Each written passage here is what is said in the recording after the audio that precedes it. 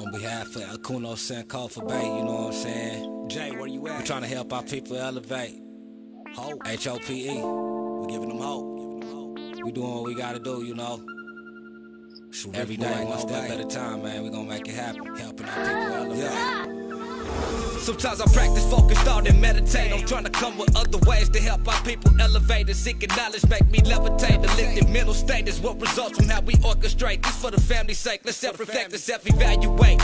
And every day, make sure the steps you take, you calculate. Receive a master's fate. I know I can't exist without the hate, but that's okay. I balance that with higher self today. Success is on this way, and after that, my flesh can pass away.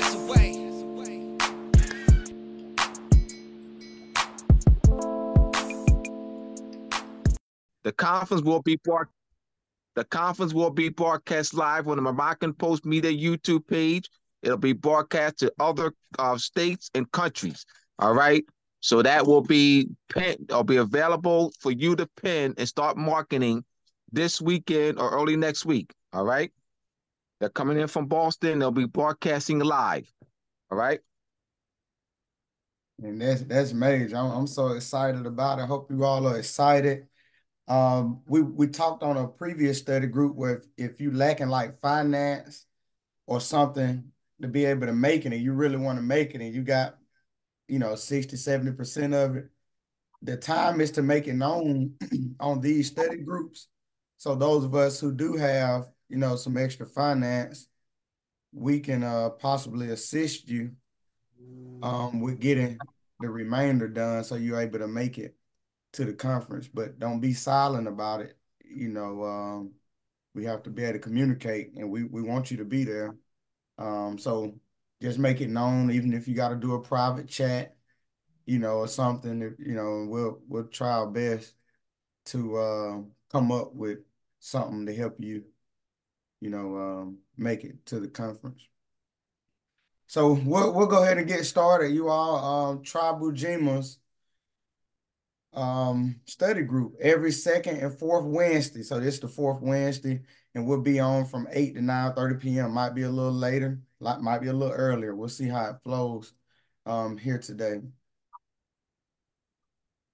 And always remember, on these study groups, it is open for you all to share your wisdom while we're flowing through.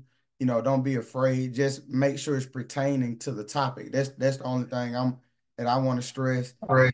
Where it flows with a structure, where we don't go off topic, so that it's direct and that we just giving as much clarity on what's being presented as possible. But always feel free to come on and share, your expertise on the topic at hand so that we all can grow and learn from these experiences.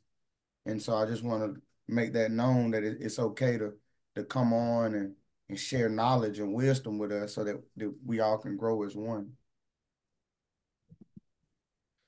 And here, I'm going to do this every study group just so you all can see about the community outreach. And so we do have to be involved in the community consistently. I always like to say create a structure with people. And it gets a lot easier when you got a structure, when you can let them know, hey, I'll be here, every second and fourth Wednesday, whatever. I'll be here at 9 a.m. And then you have some kind of outline of what you want to do with a mission statement.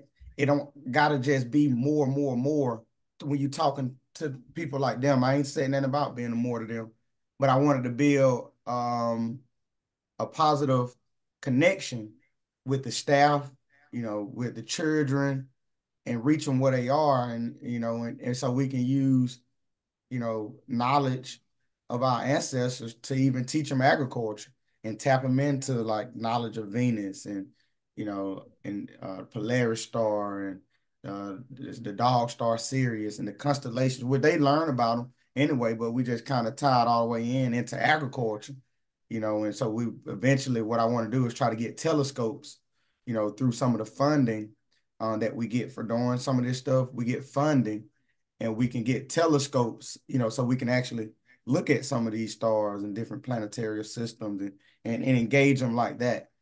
And so every study group, I'll have new photos and new pictures so you all can see that this is ongoing.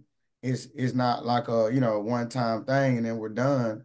It's ongoing. It's a way of life, and so it's a structure. You always see me engaged in the community with something positive within the community. And so this was today.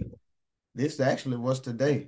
And it's other photos, but this is just one classroom. I may show the other photo the next meeting. And they had a great time. They learned where food come from. Some of them thought it came from Kroger. And you'll be surprised how far off their minds are, with knowing where just food comes from. And some of them knew that it came from the ground, from the earth. And so we germinated some cucumbers today with our community outreach. This is our bi-weekly chess club where we meet at the library. We have different nationalities of children there. And I'm going to be introducing again, which I did in the past, vocabulary words, and so that's my way of engaging their mind, is giving them incentives, give them a test, and if they win, they may get $3, $4, $5. What I do is try to save a lot of my $1 bills when I'm out doing stuff. Instead of me spending it, I try to put it in an envelope, and I give that as my seed back to them to encourage them to think. And it's been successful with making them focus. I realized that their focus, their attention span is not even hours where it should be. They just, everything's quick to the touch on their phones and iPads. So they're used to quick. They don't have a lot of patience. And so their focus is not there.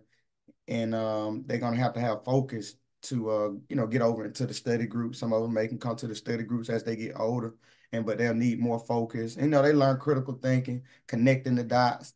So this is how I bring that to them in a fun manner. And then as they grow older, we bring them to the study groups. They're able to connect, what's going on, this treaty to that treaty, this war to that war, and, this contract to that contract. So it's all has a plan and an end goal. It's not just done randomly.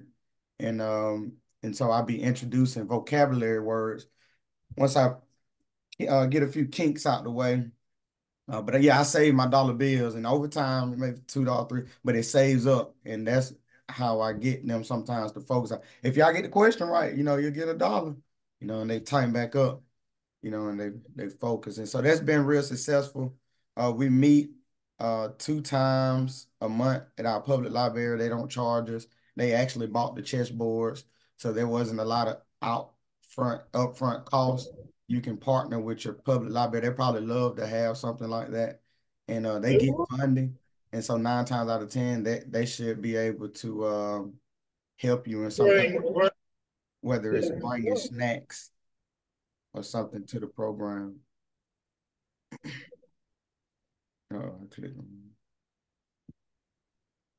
And this is an award that the Alpha Kappa Alpha Sorority Incorporated was giving out. I was actually the only male that got an award. But these are some pretty prominent women you see here in our area. Some of them over housing development and and other things. But yeah, some pretty important people in this photo. And it was great to be amongst the ladies and to be recognized for some of the work, that we've been doing, which I didn't do it alone. Tribe Ujima, our nonprofit organization, has been there every step of the way. I'm just usually the person out in front, trying to connect the pieces, but it's not me. It's not just me doing all of the work, and I made that known at the event. And this was the environmental award for enhancing our environment. And so we have a Easter event coming up this Sunday. And that's the flyer we've been using to promote. I was actually talking to Abdullah, and we thought of a game that we can and other people can use. This is a model.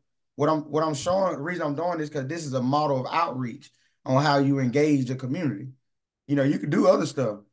We also had a community clean team where we would identify areas, and maybe one day I go more into detail, but it's a project. It's a form of outreach, and it's a process to it. It's not just you just do it. It gives you a positive outlook in the community, you can go out and engage people without arguing with them. Even though we know we gotta, what's the word? I can't think of the word, but we gotta build with them. But we want to kind of build a rapport, a positive rapport where they just see you just care about stuff, and then you gradually get them over to the structured study groups, so you won't be caught arguing with them on the corner. You just give them love, then you bring them back to the study groups that the Conos, the Kings, the Shams, the Adulas, the Picolas, and others that'll be, doing their study group. We get them on the structure platform. You can build with them on the side, where you right there with them, but you want to let them know, that you're structured, and that they'll appreciate that more.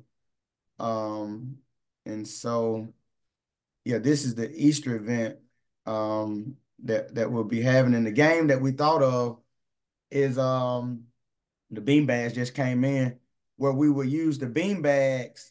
So we'll have a bag full of different nationalities. And so we'll say, hey, church, we got some nationalities, not gonna go into detail about nothing.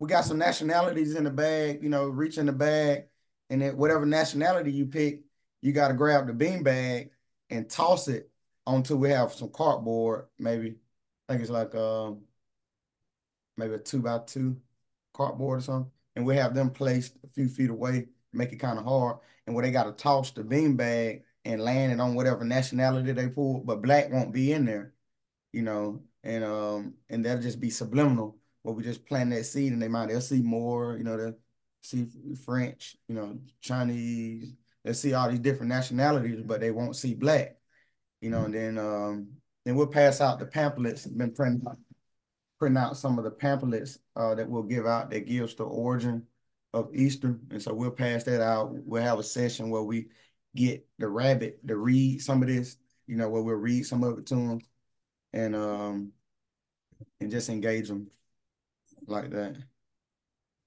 But remember, community outreach, that's part of what we got to do on a mass level. So there's just a systematic way to get them to the study groups through the outreach. All right, so we'll get started with the Easter Q&A recap. It should flow through the day, won't be on here as long as we're normally on. And so I'm just going to read the question, and then y'all put your answers in the chat like we did last week, or like we did. Is the Easter celebration rooted in various different languages? A, no, it's only in modern English. B, yes. C, I don't know. D, Easter is a pagan holiday.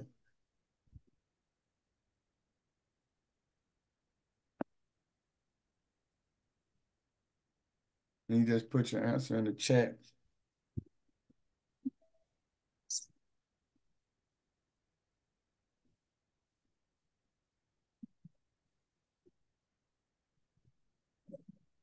Oh. Hey.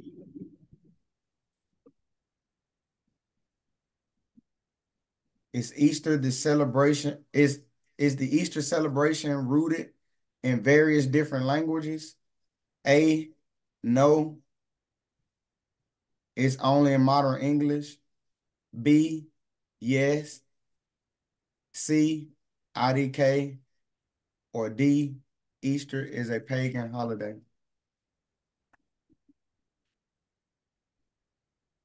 We got 2 responses. Anybody else want to take a shot? We got, what, 14 people on?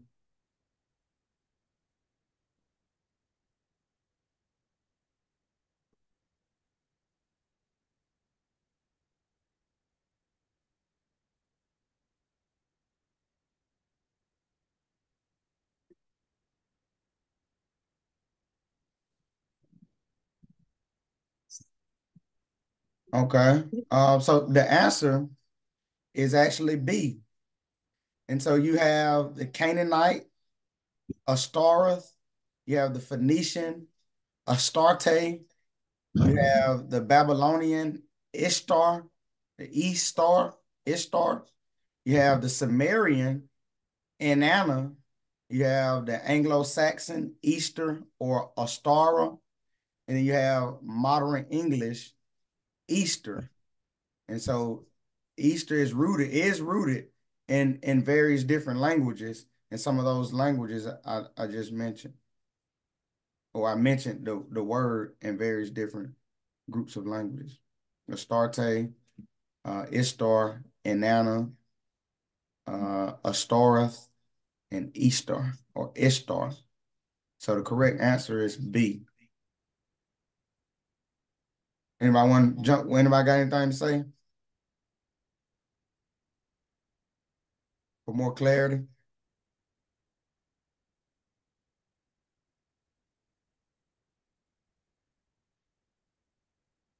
Okay.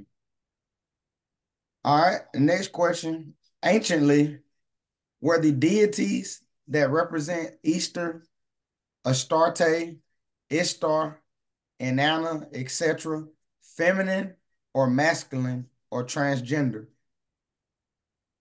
A, feminine, B, masculine, C, transgender, or D, it doesn't matter.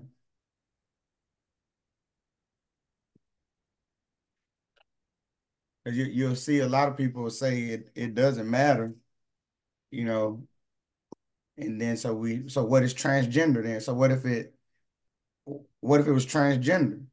If the answer was it doesn't matter. And so it's just to get us to see some of the responses we'll hear, and how we're able to kind of redirect them, so it does matter, because if it was transgender, then that would still throw you off on what the origin was. And so it wasn't masculine, it was actually changed. And we have that question coming up shortly. So you all are right. Yeah, the answer is A. And then some of this is easy, but it's all about when you all do your Easter events, how you can engage the community, and develop conversations with them. And some people may not know this question, or the answer to this question. Do rabbits lay eggs? A, yes. B, it doesn't matter. C, no. Or D, sometimes.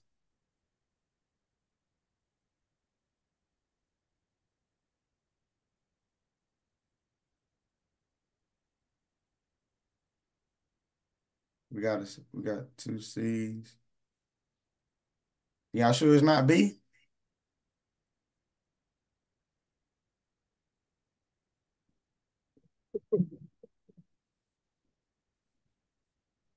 And the reason I like to put that in, because this is similar when you tell people they're not black, they're more, they say it doesn't matter. But I'm just connecting this. Something has to matter. We see the point. But that's the response we're gonna get a lot when we're talking to unconscious Moors, is that it doesn't matter if you call yourself Moor, black, Israelite, Hebrew. They say it doesn't matter. And so we have to have a comeback, on how we engage them when they say that. And so just know that those are some of the responses that you'll hear is that it doesn't matter. That's why you'll see that pop up a lot in the questions. Why is a rabbit and egg associated with Easter? Why is a rabbit and egg associated with Easter? And somebody can come off the audio and give it a shot. I believe you said for fertility. Yeah, fertility. The rabbit, has a lot of litters. They have, 5, 6 litters a year, and about 5 up to 12 babies in that litter. And so, that's fertility, abundance. What else?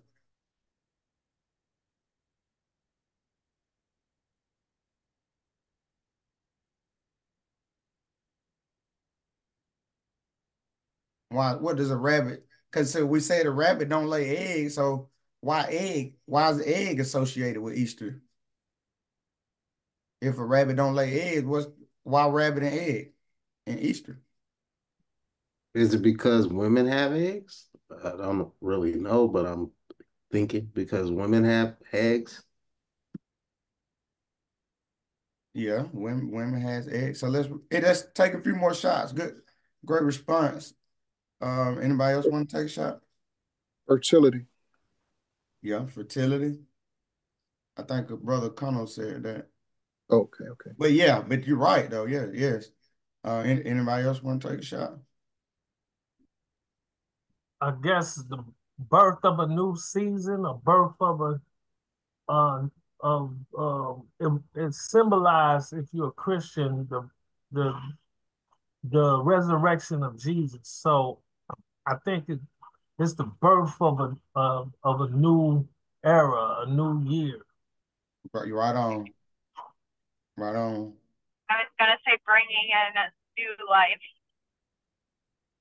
Right, yeah, bringing in new life, consciousness, you know, the rejuvenation of agriculture, how every season, every year, new life, the next generation, fertility, the next generation, new thought, you know, but yeah, it's associating with agriculture, how it's a cycle. It's a cycle. And so the egg, it brings in new life, new conscious, new thoughts, new habits.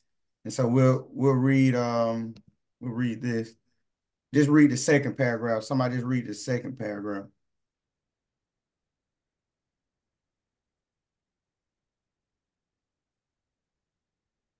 Not all at once. I was gonna say I don't mind unless somebody else wants to. You go ahead, bro.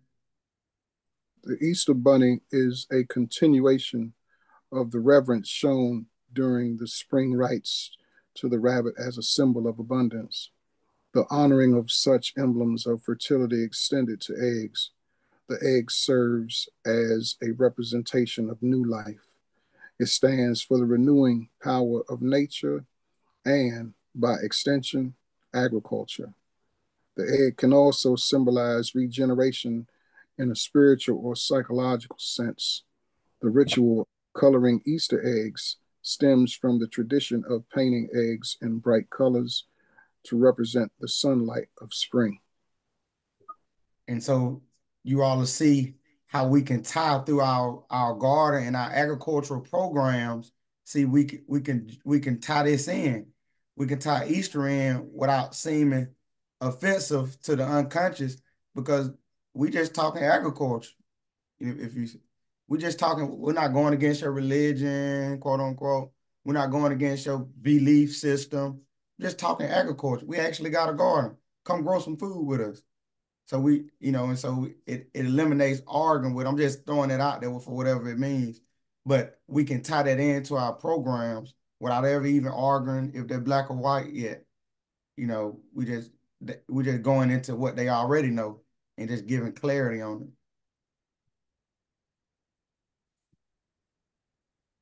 I must say, Kwasi, that's an excellent way of teaching. Because you're tying, and then agriculture and the astronomy connection, so they can actually see the application of it.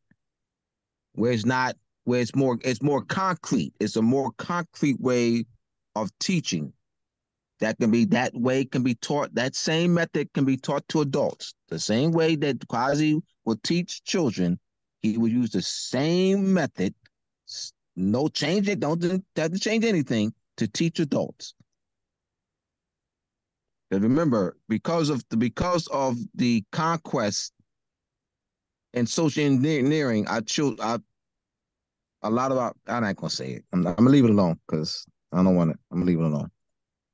Now, go ahead. We got childlike minds. Yeah. That's why Brother Shem always say Abdullah pulling us out of the freezer, like our mind been stunned. It's frozen back when we was a child, and we never growed out of misconceptions. So we stayed in the loop of beliefs. Children walk around, believing and hoping and all that. And even myself, I'm still growing out of it, So I definitely comprehend what Brother Abdullah is saying with that. All right. Who changed Ishtar, to represent Jesus? Was it Jesus himself? Did Jesus himself do it? Did B, Emperor Constantine of the Roman Empire, or C, did the United States do it?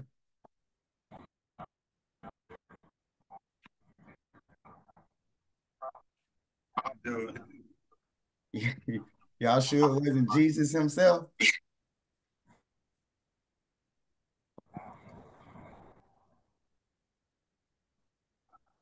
And so the answer was B, Emperor Constantine of the Roman Empire. All right.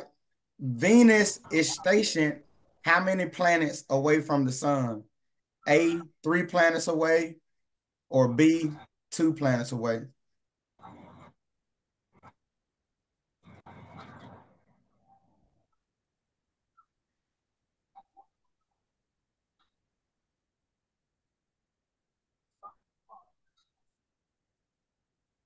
Let's get some more shots from some of y'all. Some more jump shots. We shooting in the gym. Any more jump shots in the chat? I'm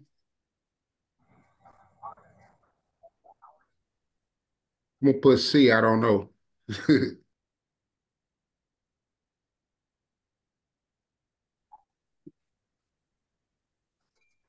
Any more jump shots?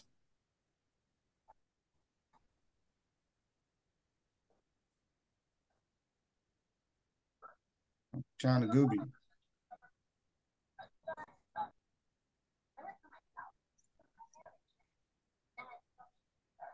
All right, so the answer is B. Yeah, B.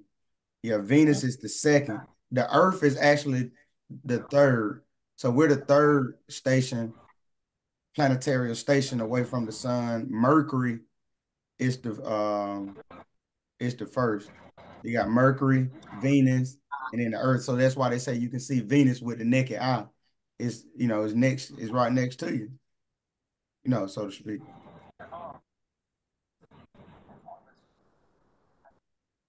What is Venus in astrology? A, love, beauty, pleasure, attraction, etc. B, life lessons, discipline, etc. Or C, energy, attraction, desire, etc.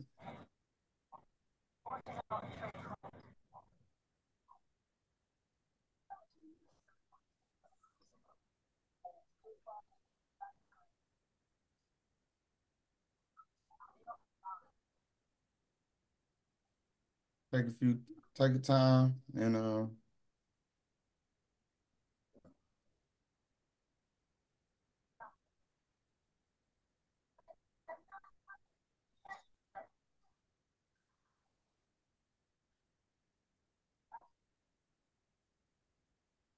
so yeah, the answer is A. Yeah, you all are right. Love, beauty, pleasure, and attraction. Saturn was B. Saturn was B. And Saturn is discipline and life lessons. And I C was Mars. I think it was Mars.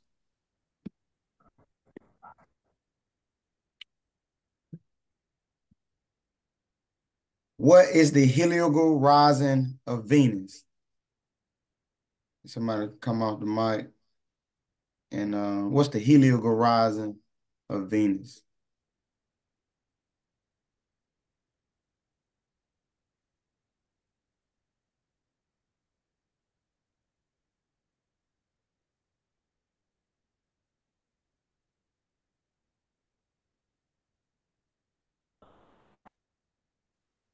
So go ahead. What's the heliacal rising of Venus? Well, all right, so in order to answer this question, what would you do in order to go find the answer then? So if you had to direct somebody to go find the answer of what is the heliacal rising of Venus, how will what's a concrete way we could explain to them the answer? How would you go about it? Then let's do it like that then. Or just anybody. How would you go about finding the answer to that? What is the heliacal rising of Venus?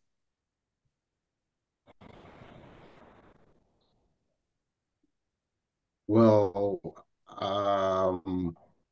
simple way will probably you will go to either um probably the library or somewhere like that to find some kind of a compass or compass or something like that. I don't know, really, something like that.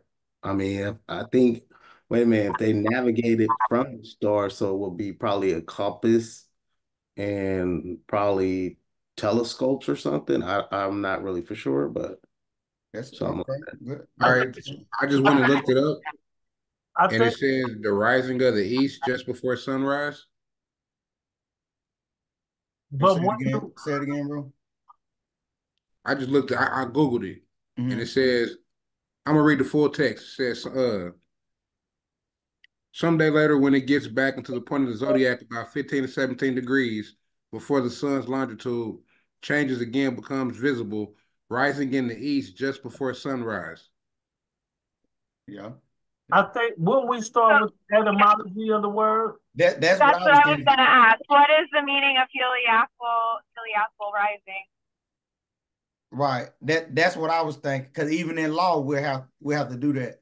We wouldn't just necessarily go to Google. We would go to the law dictionary to see what that particular word means. So in this instance, that's what I was leaning towards. What King said was looking at, and what Amanda said, that the definition of heliacal was, that. So I would go to, and I have that pulled up, the etymology of heliacal, and that's pertaining to the sun, but used especially of stars in reference to their becoming visible out of the sun's glare, um, with owl and Latinized form of Greek, heliokos, of the sun, from helios, the sun, from Proto-Indo-Aryan root, soel, the sun.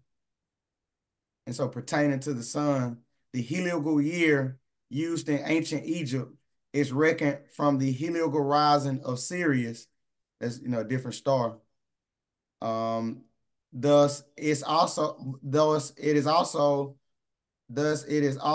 is known as the canicular year.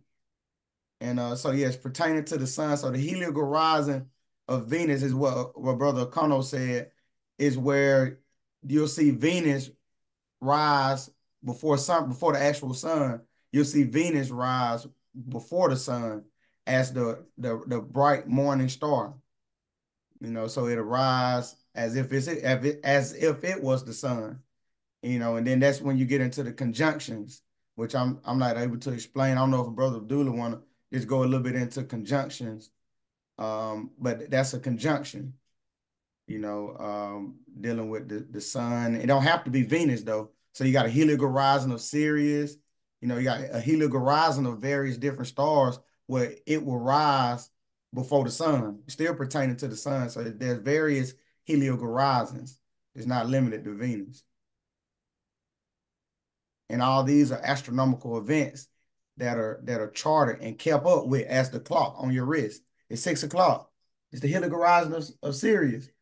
It's 7:55. It's the heliacal rising of Venus. It's the heliacal, so that's a clock.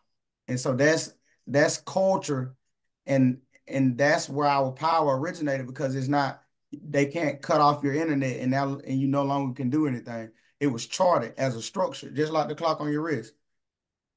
So it's charted as a structure to grow food, to know when to plant, and various other things, when to go to war, and other stuff. And so that's our eternal clock in the sky. So that's some of the importance of knowing about this, is so we can connect ourselves back to our ancient culture and political structure.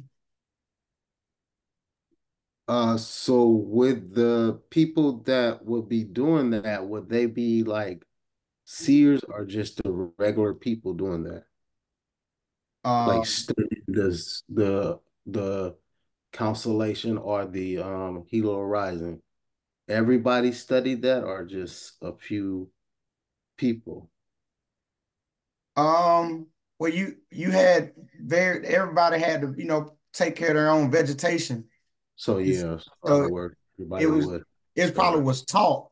Now Okay. you had a few that probably actually went out and charted it, but they made it that probably was like a curriculum almost, like the kind of knowledge we would have been learning more about the astrological events rather than you know um so, the type of shit they were telling us in school, learn about how many vertebrae a bat got, or whatever, and so yeah, it'd been taught to us so that we can upkeep and maintain the area that we was living in, for Right. So a we lot have of stuff was just food, dealing with growing food.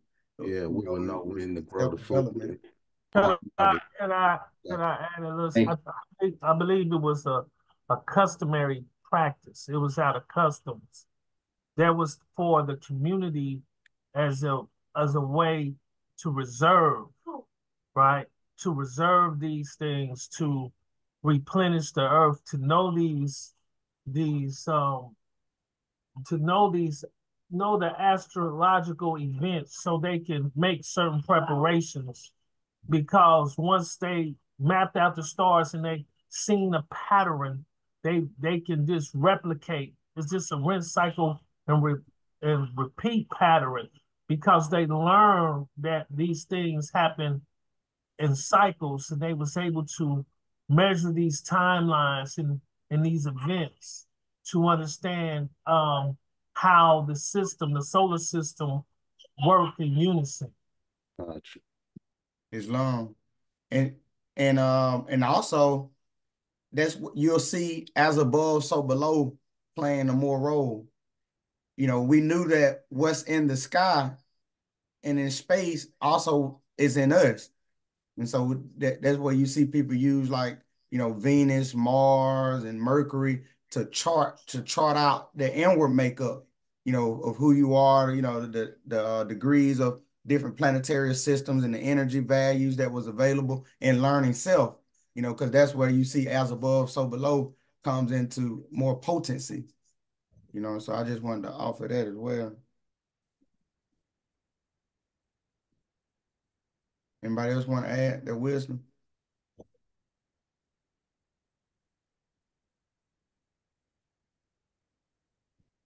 All right. Why is the ancient knowledge of Easter important now? Why is it significant? Or is it even significant to know what we're going over now? Yeah. Well, according from what we just talked about, is very important, especially from what we just went through, all the shutdown and all the stuff, controlling the food, with the food having all these mixed chemicals in it. It would be very important so that we have that knowledge so we can be able to protect our food and uh, store up winter or any type of famine or whatever. That's what I think. Right on. Right on. Anybody else want to add? Also, in your last class, it goes back to recognizing the goddesses or the matriarch. I just want to touch on that, you know what I mean, dealing with the Easter concept. Yes, absolutely. Yeah, yeah. Yeah, putting the woman back in her rightful position. Yeah. I think we gotta realign back to our customs. Our old ancient customs kept us ahead of the pack, if I want to say. Based on our deep understanding of astrology, it allowed us to be great sailors. It allowed us to be great everything. Just aligning ourselves up with nature and the natural presence of nature and the rotation of nature, we were able to map things out. We had more uh, alignment to predict things, to be and to ensure what we're doing, and through these practices, develop other art forms like masonry and all of these different things, based on these understanding of the universe. and these understanding the stars, and it made us more equipped to deal with a whole lot of earthly and worldly events to make us made us dominant. That's why Moors was so dominant at the time. And that's why we had so many universities. We were teaching these things to foreigners. You know what I mean? Islam. And just to camelback a little bit off of what Brother King was saying, like picture, like a horse. I seen an example, a picture diagram where they had a horse, and the chain that was on the horse was wrapped around a chair. But the horse had been beat for so long and so much that it was tied to a tree. So if it did try to pull, it couldn't pull anymore. But now it was no longer tied to that tree. It was tied to this just a chair. It didn't know that it had enough strength to pull away from the chair. The chair itself couldn't hold it. And so us not having knowledge of something to go back to, we become, complacent with Google. We come complacent with, going to, something with the internet, or we don't feel like we have a structure or something solidified outside of what's been presented. And so it makes us a dependent people. We don't know how we would navigate because we don't see any value in the stars, and that it can give you something tangible here on earth. And so we get caught up in these different diversions of attack to keep us manipulated and keep pushing for something that appears to be, and so we go to Facebook, we go to Instagram, we don't see ourselves operating outside of what they've presented with growing food, or like Brother King was just saying, preserving and being able to sustain. So why is this knowledge important? Because it gets us back to our customs, our rights, or when we was in power, or when we could depend on our concepts rather than foreign concepts that delude to slavery. And so I just wanted to add that. And so that we didn't know that we can pull away from that chair. And so us having knowledge of the constellations and how to find major stars, we didn't, the North Star and find other major stars to be able to have a comfort in it and be able to act on it, not just to know about it, but to use it, and so that's why this is important, because it gets us back to our format, our playing field on what we're able to use to manifest things here on this realm instead of Google, and the internet. And you still got that, but if they cut it off now, see, we got a problem. Anybody else want to add to that? I just want to say this. By taking away that ancient knowledge, that's how they was able to enslave us. We were codependent. See, when you take away knowledge, if you erase a person's history and knowledge, now you're dependent on them for all the information. So now you mentally enslaved, because whatever they say is truth to you. It becomes fact, even though it's fiction. That's where the belief system come in. So now the manipulation of words, now they can create and control your whole essence of being through stealing your knowledge, through suppressing that.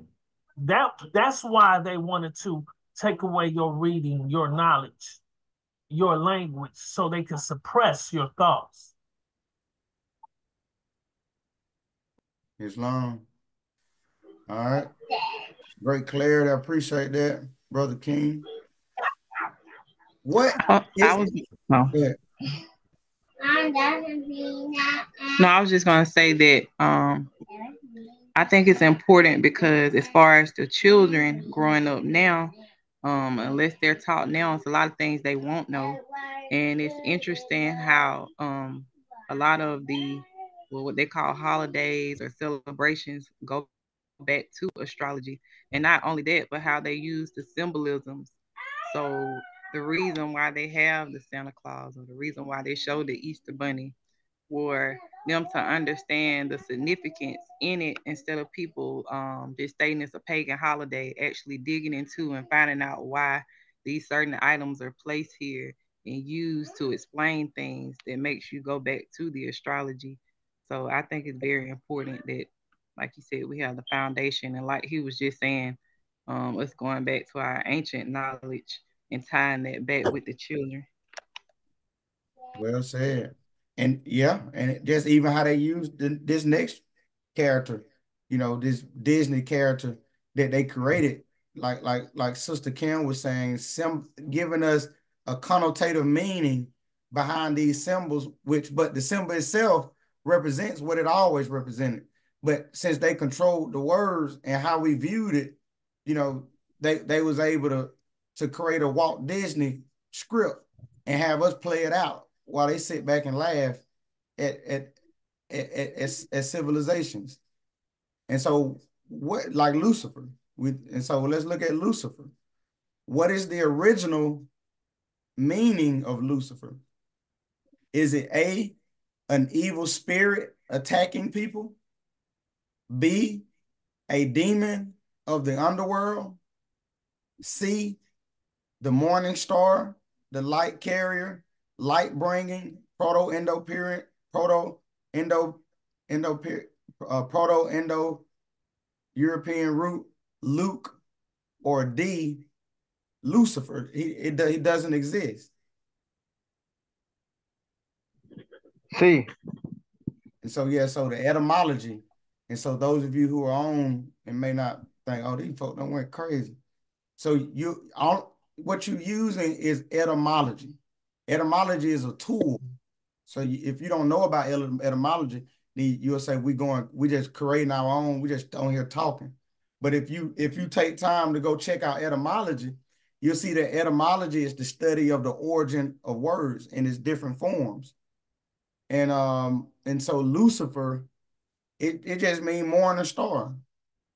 I know what they've told us it meant, but that's where you go back and look at Phillips K. Dick quote: "The easiest manipulation of reality is the manipulation of words. If you can control the meaning of words, you can control the people who must use them." And now, so you're looking at sorcery. I know we watched movies about it, but you're looking at how it actually works, a way that it can work. Just the meaning, just manipulating words, because you almost can make people like they on a puppet string, and you can go this way, go using the word. You're not really on the puppet string, but I'm saying the puppet string is the words though. And so if I can give the words a dictionary to you, that's the puppet string.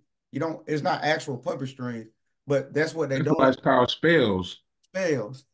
Yeah, doing spelling or broadcasting, curses. Yes. That will be like grammar is spells. Right. We gotta learn how to break these spells by understanding the origin, the true meaning of the word, so that we can then get a true sense of what is being stated. Or so now we can look at it in its proper context. And so that's all we're doing is using etymology. That we're not going just to Google. That's part of the puppet show. Google itself is part of the puppet show. And so you can use etymology just to trace it back more, and kind of see what's going on. But Lucifer, it ain't got nothing to do with a demon, because that makes you blame somebody outside of yourself. And so now you're getting caught up in some fictional world that don't exist. But since they got you in a trance, the devil did it, Lucifer did it, like it's somebody that, what I mean? Then we get caught up in that, but we don't, Like there's no accountability. that right there is actually really heavy if you really think about that, because some of us had nightmares about that. So, you know what I'm saying? So it still hunts a lot of us. I mean, not us right now, but ones that don't know, that hunts them. So that's good that we are actually talking about that so they can actually go and investigate that for themselves. So you don't If I go. may, Go ahead. my apologies. But if I may, I also want to touch on this important, like you say, to teach this to the youth because we are taught as children about Lucifer or the devil. You know what I'm saying? Like you say, we people have nightmares about that. You know what I'm saying? And we're taught as children, if you don't obey, you're going to burn in eternity, et cetera, et cetera. So it's good to bring the etymology of that out. But we also got to be mindful too what it does and it will shape people' relationship with religion. How it's going to shape, because my mother is she's a Christian. You not, it's gonna be hard to sway her concepts.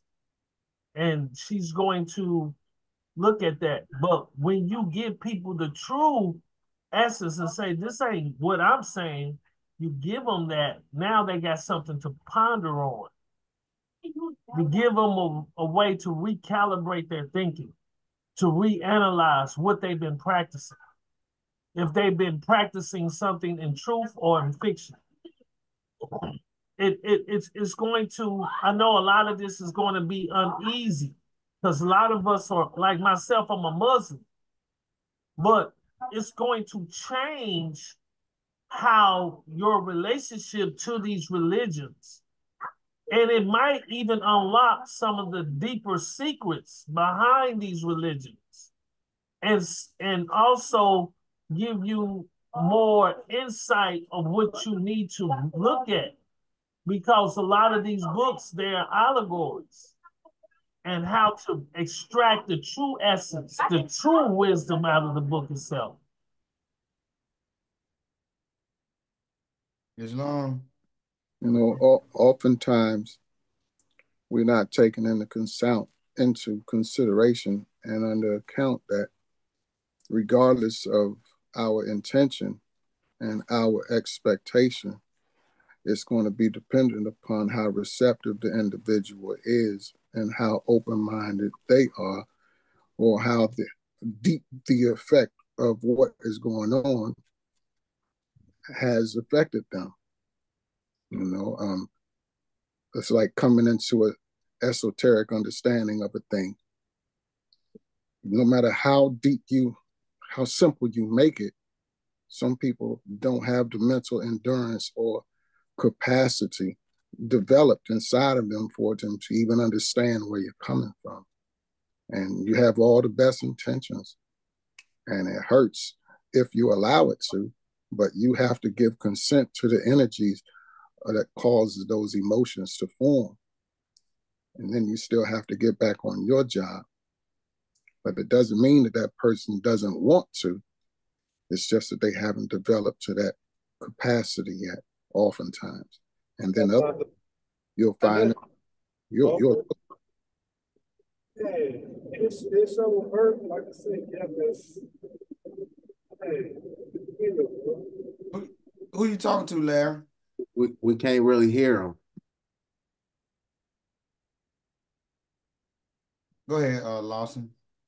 Yeah, oftentimes we have the best intentions. That's my point. Just you have the best intentions, especially brother when you was mentioning that you're Muslim, and I can imagine that your intentions are pure and sincere. But depending upon who you're talking to, your expectations of them in a perfect world, you're like, I said this simple enough. They get it. They understand it. And then they will, but they will not accept it. And if you're not mindful of it, you could walk away with a certain amount of energy. And I was talking to a brother today earlier, and I was expressing the substance of thought. Substance of thought, it exists. But talking to somebody else, trying to get them to understand it, or just hearing substance of thought that forms into an idea, it exists. It's real. It's as real as the energy of a yawn being contagious. It's real. And then when you yawn and I yawn, and you don't even know how it happened. We take it for granted that it took place. But in meditation, you can find out these secrets, find out what's going on, what causes that. And then those that, like you mentioned earlier about the string, that's also a string. It's a tether that we're connected to, and we don't understand it. And what happens is we read so much into religion and made religion we become dependent upon the religion as opposed to looking at it as what it is, which is an organization. Now, when you step away from the organization, now you can get into what the ancestors left. Now you start to understand, well, how did they know Sirius was up there? How did they know that was a dog star? And we don't even put in our minds that maybe they did have machines. Maybe they did have this certain technology that we have today. Maybe these people did take all of this knowledge, and everything is speculation. But my point is that we have that ability to research, examine, and understand. But in some people's case, they will not. I was telling Abdullah earlier, they want him to prepare the food, feed it to them, and then wipe them out. They don't want to do nothing but chew. Chew and swallow, that's it. And that's what we're dealing with oftentimes, especially like what you're doing. I look at your page and I see the chess, active with the children. I hear everybody talking tonight. It's beautiful, but this is your active participation intentionally. This is what you're trying to do.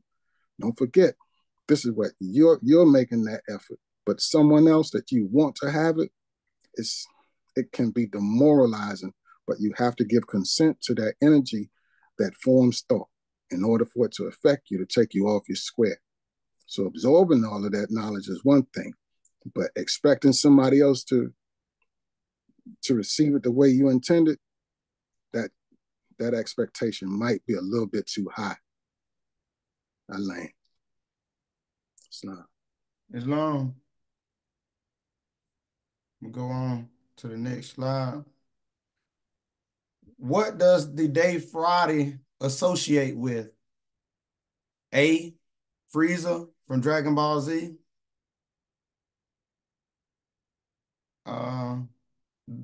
Well, it don't supposed to say the Geneva Bible right there. B, Dies Veneris, Day of the Planet Venus. C, nothing. Or D, it doesn't matter.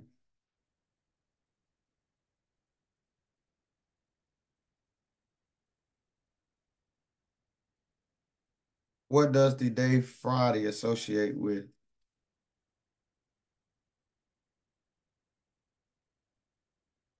And yeah, any more jump shots?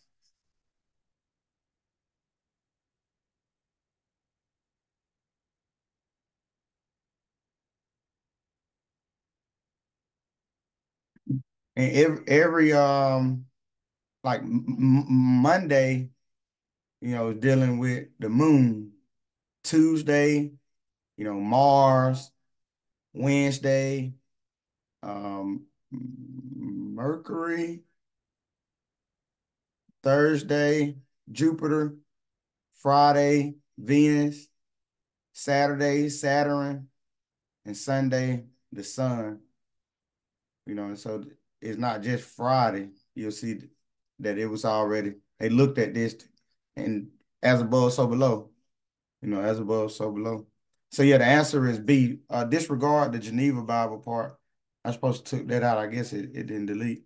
But the answer is B. The Latin is Dies Vernes, Day of the Planet Venus.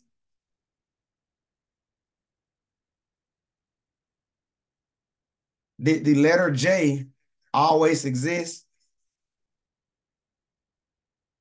Did the letter, so I don't get into asking, Jesus ain't real, but just did the letter J itself. You ain't got to bring up Jesus right now. Or like if you talking to them about Lucifer, just introduce etymology that day. You ain't got to go there. This is just a new word I seen, etymology. And then do other stuff with them, activities using the word etymology, but not something so offensive to them, knowing that they Christian. Don't go to the word Lucifer first. Just introduce etymology. Oh, etymology stored in the origin of word. And you could pick different words that's not offensive. Get them to trust in etymology, to see that etymology is a real thing. and build up their confidence in that tool of etymology. And then later you introduce Lucifer and, in other words, but don't out the gate, fresh out the gym, you shooting threes, pass the ball around a little bit, see what's going on. Just off of that, the unseen world, the significance of planting a seed, in their mind, like the brothers, like everybody been saying today. And so just don't go so hard on them. Just introduce the word itself, etymology. Did you know the letter J didn't always exist? And then you go back and watch Flintstones, and just gradually build with them. But no, the letter J, it didn't always exist. Because remember, it's a lifelong journey. So ain't no need to be in a big hurry. You still building with the conscious amongst yourself. And so it's an art to the ones that's not. There'll be an art to it. It won't be direct. Neither did they get here direct. Well, some of it was war, but to maintain that it wasn't direct though. So they won't get them out of that directly. It'll take time. The definition of Jesus. Somebody read that. Somebody new that I ain't read today.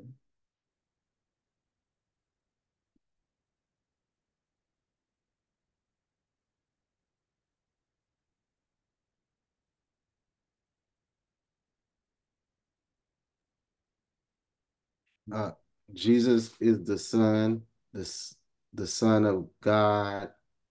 But before Jesus, it was Isis, Zeus, and Deus. In modern English, the letter J came about in 1554, which means before then it was non-existence. Jesus in relation to Easter is describe the rising of the sun, star, Venus, also in relation to the star Venus. The phrase Good Friday is connected because Friday in German means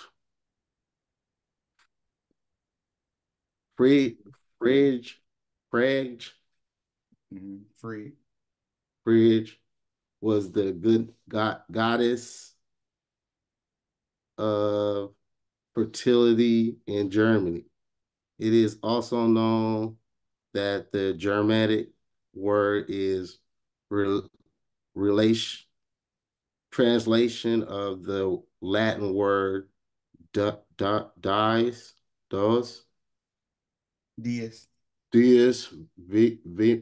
Vernus, which means days of the planet Venus.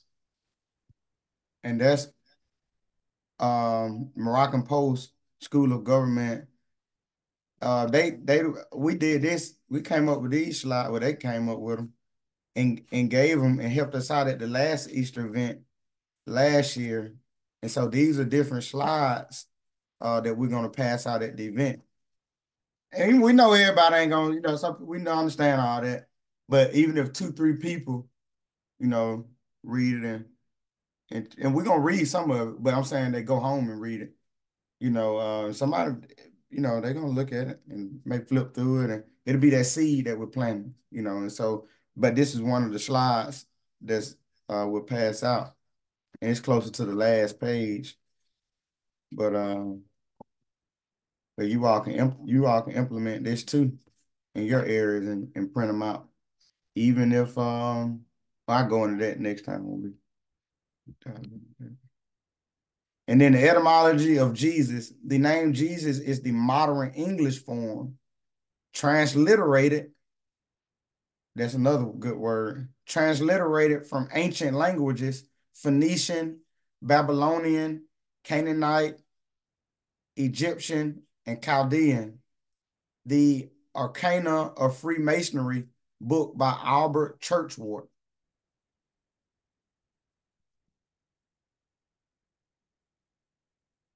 What is principle 3 of the Declaration of the Rights of the Child of 1959? A, there's no such thing. B, everyone on the planet are colors. Yes, because the dictionary defines words differently. I don't know what it down with that. And C, every child has a right to a name and nationality.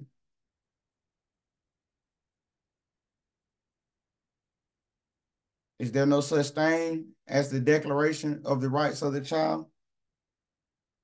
And if it is it B, does principle 3 say everyone on the planet are colors? Or is it C, every child has a right to a name and nationality? And we learned that black is not that. And so that means there's a problem.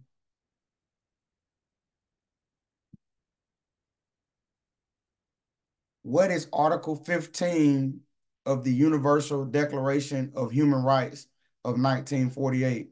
A, I don't know. B, it doesn't matter. C, everyone has the right to post on Facebook. Or D, everyone has the right to a nationality.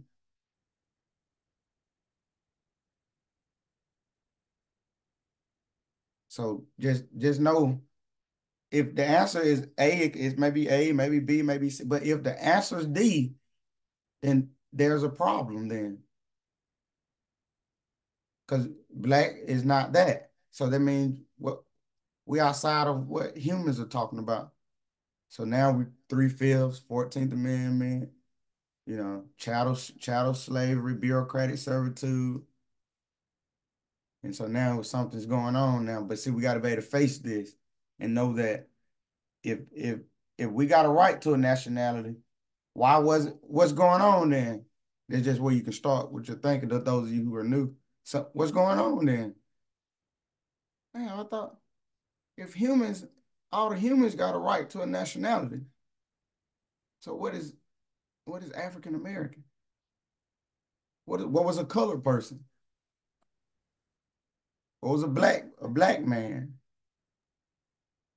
And you see something then, and then you just grow from there.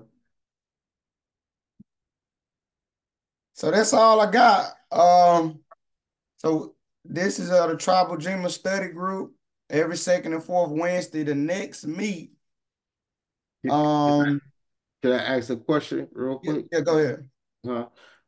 So if it was on the color, it was dealing with a color thing that denationalized them, which way did the Negro status? What was the reason? What it like the Negro status is considered what? Like I know it's part of the denationalization too, but like is it classified under the what would you call it? Like the dead state too as well? Negro, they mean black and Spanish, don't it? I was about to say, if I can I go into that? That's the Francis Bernard, Carlos Linnaeus, Johann Friedrich Blumenbach. Oh, so that's also a part of that. Yeah, the fathers Okay, of the yes, father of the race paradigm. Yeah, like you you. just said, Negro was Latin for black, was Spanish for Okay, black. got you. Okay, thank you. We also gotta remember this: black is when they denationalize you, they stripping you of what? Of inheritance, land rights. When we start talking politics and we start really looking at what is really politics on an international scale, and why did the colonizers do that? That's for you not to get your rights to your land, to separate you from that in which you have a blood and heirship right to. That was the whole purpose. So when they start talking about this, and even the U.S. citizenship, that is not a nationality. That is a form of agency. When we talking about knowledge and you really understand what nationality means and why we talking about the Moor nationality, the Moors had treaties. They had These contracts are ancient documents based in ancient principles to tie you back into your birthright, to not only to your consanguinity, but to your landmass, which you have the ultimate jurisdiction. Yeah. Thank you. Great clarity. Great clarity. But yeah, that's all. So April 10th is when we'll be back on this platform. Brother Kono will be on tomorrow at 8 p.m. Eastern Standard Time, and he got some good food for thought for you all. And so those of you who I know, I'll send you that link tomorrow if you want to get on. Check it out. I mean, it's gonna be real mind revealing. And you want to touch on it just briefly about what you're gonna be talking about tomorrow?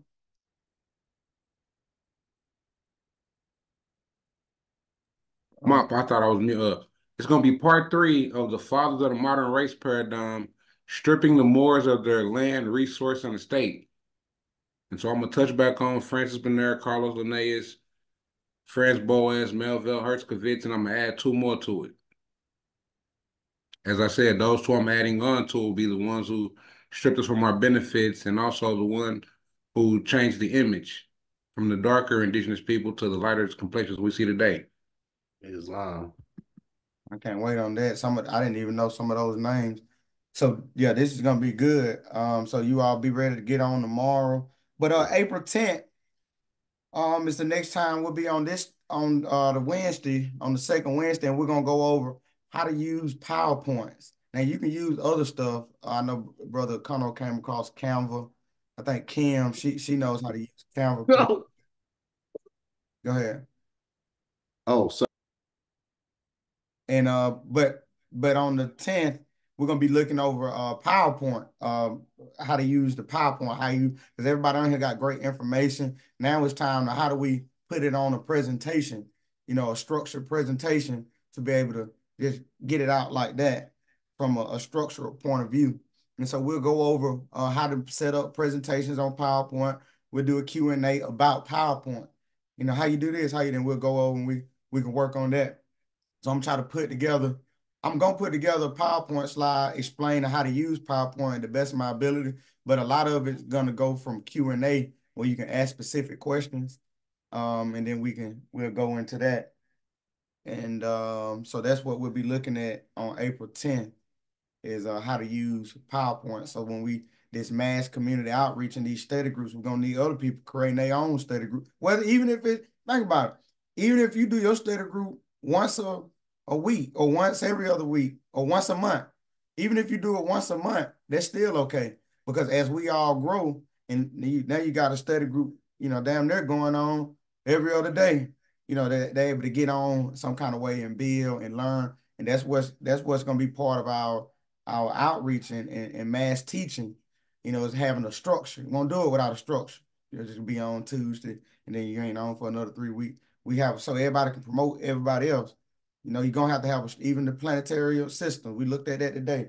Everything has structures, but humans, classified as Negro, Black, and colored. And so even conscious Moors.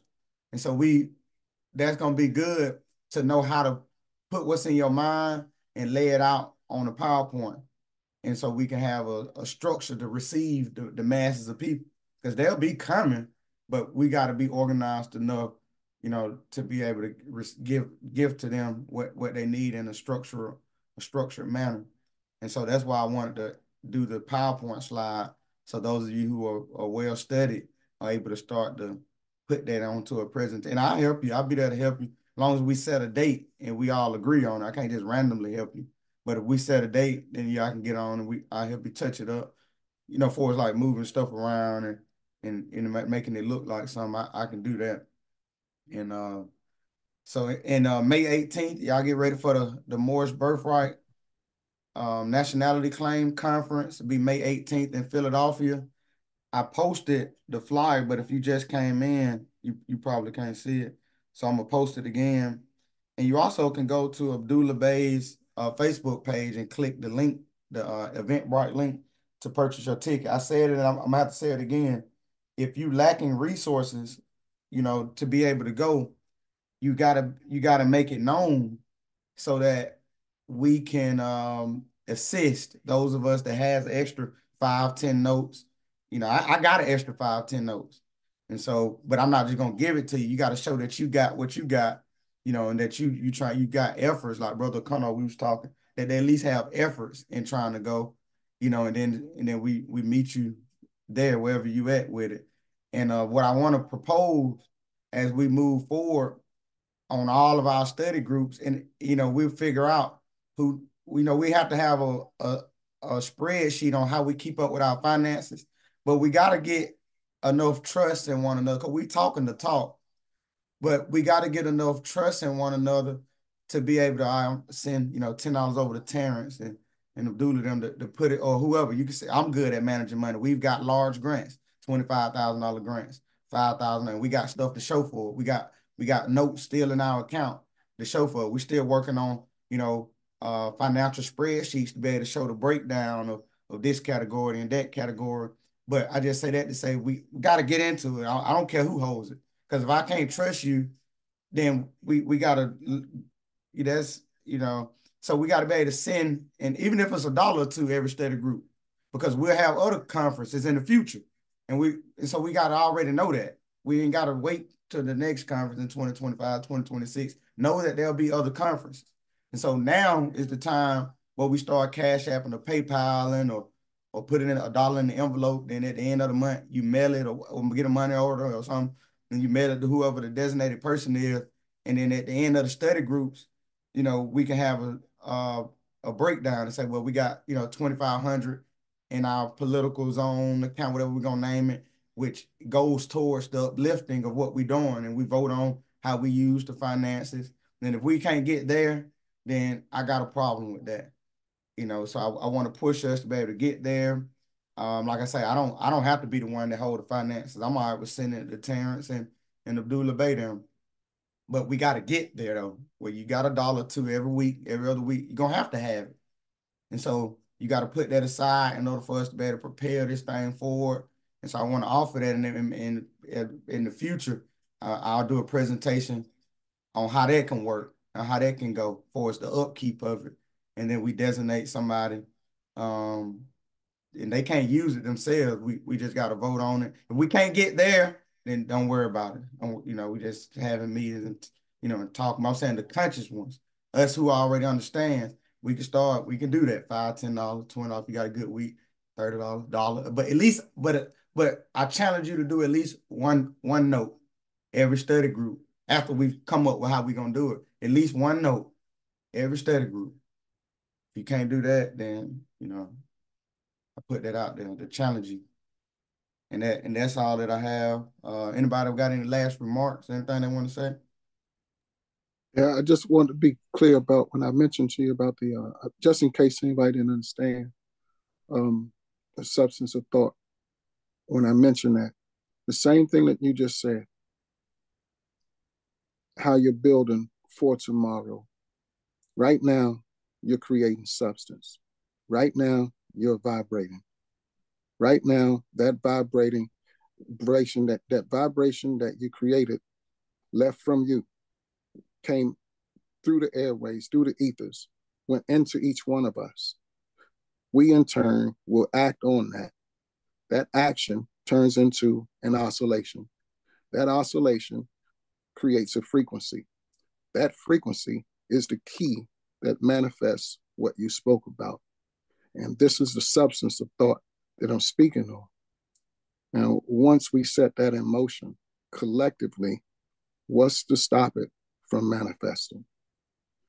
When you look through the scriptures, and rather than call one particular one, I'll just say, if in the beginning there was the Word, and the Word became flesh, and that flesh, whatever. This is the beginning. The beginning is the creation. The creation is the formation of the substance that creates thought. So there's another creation that's happening. Everything that we're using right now was in somebody's mind. The concept of Zoom was in someone's mind, forming, using the ethers as a medium and a platform for the substance of thought. That's what I was referring to. Islam. Islam, I appreciate that. Also, brother, is it possible to set up like a GoFundMe that we can just start putting money in or something in a platform that's already existing that we can look at, you know, like you said, people, we can start putting $1 towards, and then people can see the money. You know, if there's any issue, I understand. But if there's a platform that we can use that's already that already exists that make people comfortable, like a GoFundMe page, when we trying to set up these events or monies that we need, right? That somebody can have access to those accounts and set up for a particular purpose that we could then say, okay, this GoFundMe is for this. It can be allocated towards whatever function we're trying to do. That's what we was discussing, trying to put together. Yeah, so yeah. Right on. Yeah, yeah. The answer is yeah, I'm with all that. Yeah. Wow. I'm with it. I agree. I concur. Anybody else? Question. All right, I got my open mic the last Thursday every month tomorrow. So I know I ain't gonna be able to make the group. Is can it be recorded and like put inside the group chat? Who is that, Ronald? Yeah. Yeah, they always recorded. And Brother Connor posts them on his but the answer is yes. Yeah, the answer is yes. They'd be in the Telegram or O'Connell's. If go ahead, O'Connell. I was just gonna say, yeah, if they're not in his Facebook group page, then you can find them on either my Facebook page or I have them on my YouTube channel. The YouTube channel was on my Facebook, bro. I'm at to send you a message or send me a friend request. It's Ronald Jones. Okay, I'm gonna look you up right now. All right, excuse the towel. I just got my hair washed. I got another comment too. It's not really related to the group per se, but that nonsense with Putin and all that nonsense. I think when I seen it, the first thing that came to my mind was like, there's so many different groups stepping off right now with us coming back to coming back home and everybody learning what they're learning and everybody getting in the same accord, different groups. But I'm just saying, I think that was like a ploy to like get people coming back, still anchoring into like religion and stuff like that. You know what I mean? Or that Black Jesus nonsense or whatever.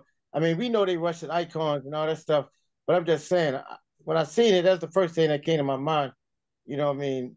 With the religion and all that. Because when you said something about religion earlier, one of the brothers said something about religion. That made me think, you know what I mean? Like, I was just thinking that, when I seen that, the Putin stuff, if anybody's seen any of that nonsense. But I just wanted to say that. It was just on my mind. But that's it. I just sent you a request and I sent you a message, brother. That way you have me. It's a Kono. Okay, yeah, I see it. Okay, I got you. Thanks. All right, you all. A great bill today. I learned a lot. Even trying to be the presenter, I'm still learning a lot. So I appreciate all the wisdom, and all what you all are doing. Let's keep it up. Let's push towards structure and purpose. And all is well. See you all tomorrow on the Kono Study Group at 8 p.m. Eastern Standard Time. Peace. Peace and love. Islam. Peace and love.